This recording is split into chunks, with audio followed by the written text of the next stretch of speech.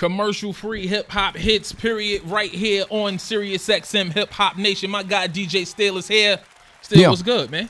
What's going on, pimp? Everything is good, man. We got a special guest joining the tour today. This guy's big, heavy out there in them internet streets still. Yeah.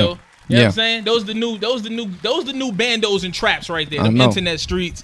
Lil Dicky is joining the tour today. What's good, my brother? How you doing? I'm great, man. You sound so humble, Lil Dicky. Thank you. I know you guys said y'all listen to the show. Do you hear me make fun of your name every day? You should. I definitely should. Yeah. I haven't heard it. I haven't caught it yet. Okay. So you don't listen to the show? Fine. I'm going to chop you down from here on out. I don't have satellite radio. I drive a 2002 Avalon. I drive a 2001 Avalon. I still got satellite. How you do? You hooked it? You hook it up from the roof. Yeah, you got to bring it around through the back door. I don't have that kind of plug yet. Yeah, you got to get the extended cord. Yeah. You got the little cord. You need the extended cord. No, I don't Lil Dicky is here. All right, enough with the craziness. Dicky, man, it was good to see you first and foremost. You too. Glad to have you up here on Hip Hop Nation. Now, listen, the people have been blowing me up on the Twitter, on the Instagram. When you going to have Lil Dicky up? When you going to play his record? This and this and that. So we got to Save That Money joint out there right now. Yeah. That's crazy. Do you like it? It's a good record. Cool. It's a good record. It's actually like number 4 on the hit list right now, which is our top 10 nightly countdown. That's awesome. So yeah, you out here moving around, man. I'm trying to finesse a little bit. I like it. So let's take the people who aren't familiar. Let's take them to the beginning of the Lil Dicky story. Where'd you come from? Yeah. So how'd you start rapping? I'm from Philly. I've always kind of rapped relatively casually, growing up. Nothing like real serious, just like goofing around with my friends. Mm-hmm. And I guess I always, I won class clown in middle school, class clown in high school. I can see that. People always kind of laughed at my jokes, I guess. So I always wanted to do something to be noticed for being funny when I grew up. Right. And I graduated college, and I got a job at an ad agency, and I was working there, and I was kind of miserable. And I knew that I had to make some sort of attempt. You were going to be a regular American citizen. And you wanted to change that. You wanted to do something fulfilling with your life. You wanted to be happy. You know what? I could live with failure. I just could not live with what if. There you go. You know what I mean? So, I hear that. Quotable. Yeah. So I started thinking about how can I get noticed for being funny. And I don't think if I could write a screenplay, but I'd have no one to hand it to. I could do like a 5-minute stand-up set, but probably no one's going to be there. So I just thought you can rap. There's not a lot of people that are rapping that are doing it in a funny way. Right. There was Lonely Island, but even that was it didn't feel like real hip hop. You know what I mean? That was kind of parody-esque. Exactly. So I started doing it, and I just noticed that I was getting better and better at it. It really rap. Never in my wildest dreams did I think I would become a professional rapper. And it really works like a sport, where the more you do it, the better you get at it. And I just got better and better to the point where I was able to even begin taking myself seriously as a rapper. You know what I mean? That was dope. Certainly after I chose the name Lil Dicky. That helps. Having a great stage name is always a great help. Now, at least it's memorable. I definitely remember. I try to not to say it as much as possible. You can call me LD. LD? Yeah. That's a little bit better. Yeah. It's a little bit better. Just a little bit.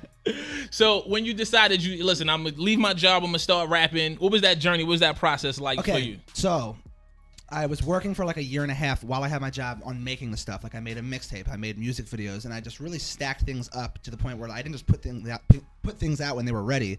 I waited until I had a large catalog of stuff to hit people with all of a sudden. Right. So day one, I'm ready. It's been it's the biggest day of my life. I'm so excited. I'm finally putting stuff online. And the video I put online the first day gets 1 million views in the first day. Now, how did that happen, Lil Dicky? Because a lot of people, you know what I mean? Some raised eyebrows out there.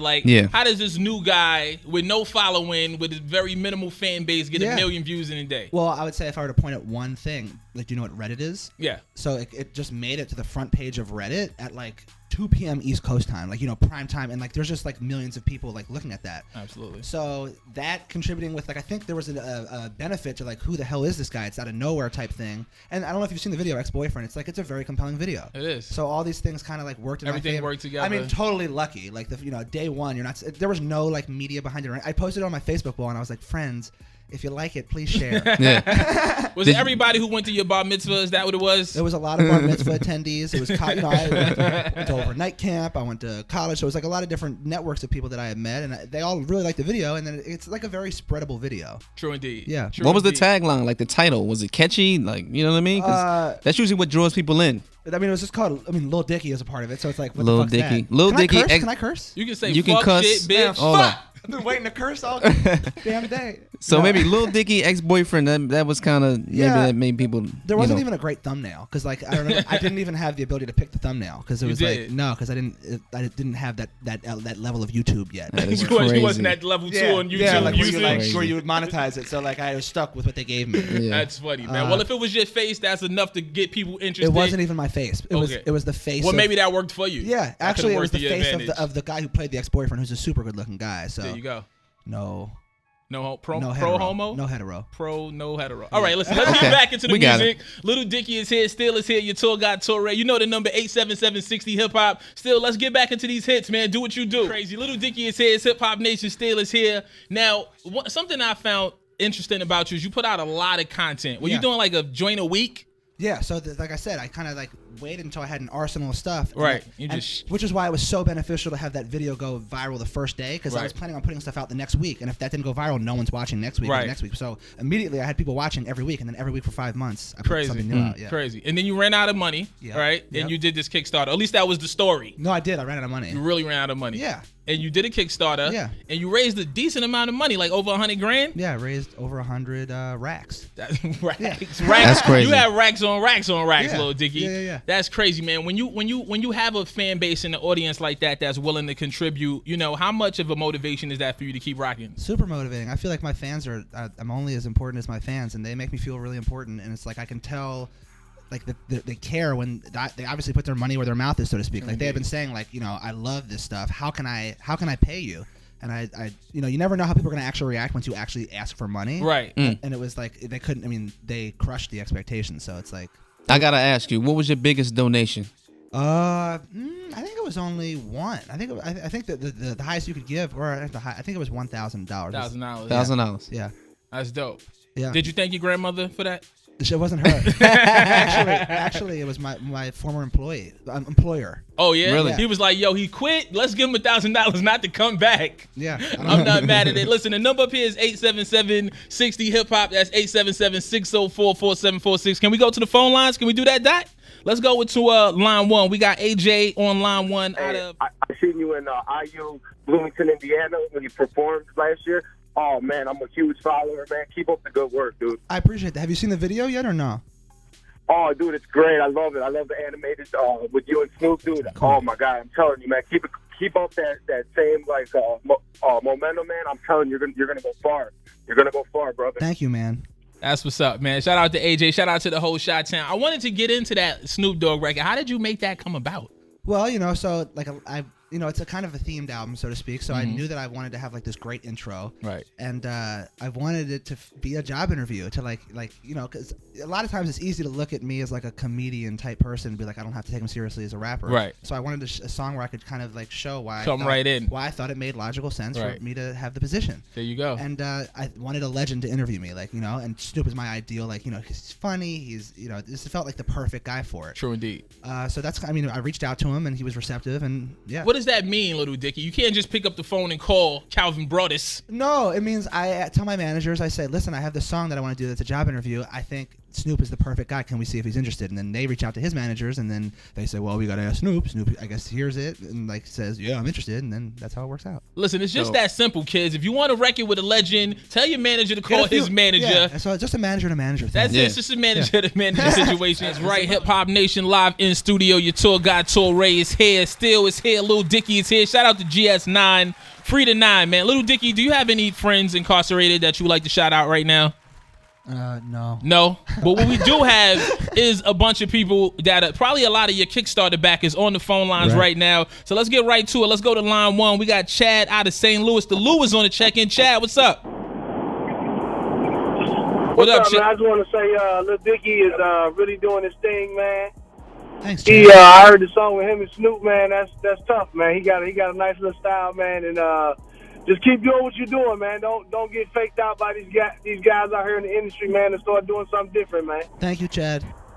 That's right, man. Chad, good advice, Chad. Lil Dicky, don't call anybody out, any rappers out, if you're not ready to respond promptly. Yep. Okay? Yep. And don't make weak diss records. Yep. This is things are going on right you're now. alluding to something. Boom. I'm not. I'm just stating Boom. actual Right. facts. Right. All right, let's keep the phone Lil lines Dicky open. from Philly. Lil Dicky from Philly. Yeah. Shots fired, blam blam. Boom. Nah, we riding with Meek up here. Yes, Listen, sir, you know. Line 2, Amir is on the line. Line 2 from St. Louis. Amir, what's going on? Hey, LD, what's up? No. Just wanted to give you a shout out from St. Louis because I was definitely one of the people who contributed to Kickstarter and Pillow Talking. Never thought I'd listen to a 10-minute song like 30 times in the past 3 days. I love hearing But I actually discovered you randomly on Twitter listening to Ex-Boyfriend, and I knew you were going to make it, man. Thank you. Pillow Talking is my favorite song on my album, so I'm happy you like that one. It's it's 11 minutes. Amir, how much did you contribute to the Kickstarter? Just curious. $10. Good job. Good job. Well, thank you for Nice. supporting. Thank you for paying your Sirius subscription month after month. We appreciate that. When you were coming up, what type of records did you listen to? Like, who were your influences as far as making you want to get into this rap thing? Goo Goo Dolls, John Mayer. No, I did listen to that to them. But As you should have. But Jay-Z is my favorite rapper ever. Okay. I love Nas. I think Nas's flow is the best flow. Okay.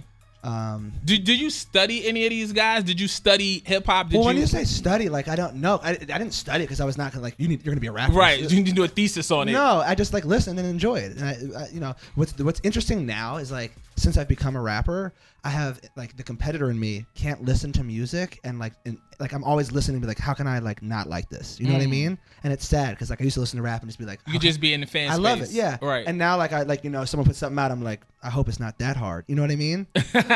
It's called. I call that call is peeking behind the curtain. Once you become a part of the industry, you peek behind the curtain like the Wizard of Oz. You see the moving parts and how it works. You see That's the a great mechanics. analogy. Listen, I'm young and brilliant out here. You know what? I like the fact that I don't feel like you take yourself too serious. No. And that's a big thing in hip hop. It's all about the macho image and being too cool for school. Well, that's why and my rap name is Lil Dicky. It's because I wanted to encapsulate the opposite of that, honestly. I thought it was very forthcoming of you to let the world know. I do have a certain, I don't want to know. Okay, It's not about me. Yeah. This is Woman Crush Wednesday, but we're not going to get into that. Now, what is Lil Dicky looking forward to moving forward? What's in the future? You got your project out right there. Yeah. You got backed by a bunch of people. You've been doing these shows. Yeah. So what's next? What do we do? I want to continue to grow as a rapper, obviously. I want my next project to be Yo, we need a rim shot. He said I want to continue to grow. His name is Lil Dicky. Yeah. Come on, you can't make these things up. That's true. I say the wrong thing all the time. Actually, you know what? One interesting thing is that I'm starting to work on a TV show That's dope. I'm writing, and it's kind of like I said, I got into this whole thing to be known as a comedian. Right. So now I feel I fell in love with rap. Don't get me wrong. I'll be rapping for the next decade, but I can't ignore that side of me that wants to be on TV, and Right. so it's now I'm finally able to give that some time. Well, when you're a creative, it comes out, pause, in so many different ways. Yeah. You write, you rap, whatever. Yeah. So I think a way for MCs to grow as MCs is to get on the radio and spit some of that shit. Still, how you feel about that? Hot fire. Hip Hop Nation, your tour guide Torae. Lil Dicky is here. Listen, man, we have a lot of guys who come up here with their shades on and they smell of weed and a bunch of jewelry that clanks when they bang together. I like your energy, man. I like you come through. Don't change. Don't let this bullshit music industry jade you. I won't. Continue to have fun, have a good time. Anytime you in town, you're more than welcome to come up here. I appreciate you. Bring Torae. me a pair of Gucci, Jordan slides next time you come through. I only got one, so. Okay, cool. We'll share them. It's all right. No doubt. Let the people know where they can find you online. Yeah, so my Twitter's at Lil Dicky Tweets. My Instagram's at Lil Dicky Graham. Professional Rapper. The debut album is in stores every major retailer, iTunes, Spotify, all that shit. Wherever you can get music, you can. He's on Tidal. I don't know that I am. I don't think I am. Jay-Z just told me that you were. Oh, shout out Hove then. Still rock. Yeah. Woo. All right, man. Lil Dicky is here, Hip Hop Nation. We got that hit list coming up still. Do what you do, man.